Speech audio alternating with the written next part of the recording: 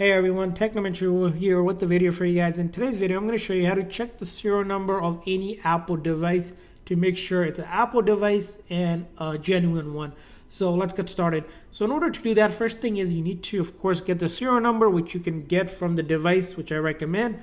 Or if you can't get it from the device, you can also get it from the original packaging. So on this iPhone, we're going to go into your settings and then go to General and About, and right here is the serial number. So I'm going to press and hold here. That'll give me the option to copy. And once I copy it, I'm going to go into any browser. Here I'm going to go into Safari, but again, any browser will work. And you're going to go to the website that allows you to check serial number, which is called checkcoverage.apple.com, or you can Google that as well. It will take you to this website which allows you to check the device coverage. When you check a coverage, it also can verify if it's a genuine Apple product and it's in their system. So all you're going to do is, again, type in that serial number or paste it in if you copied it over.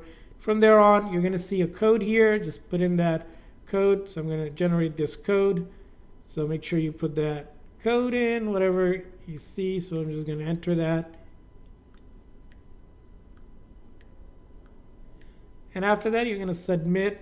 And I hope this works. And as you can see here, it tells me this device information, things around what device it is, the purchase date, the serial number, and then some things around the warranty here. Now, if you put in that serial number and you get something else that says invalid or not correct, that means that product might not be a genuine Apple product. But this will allow you to check any Apple device to get idea that if it is registered with their system, it will show up right here and will give you a description of what it is and any warranty coverage as well. So that's how you check. I hope this video was helpful. If so, please consider the like and subscribe button for more tips and tricks for your iPhone and other iOS devices. We'll see you guys next time.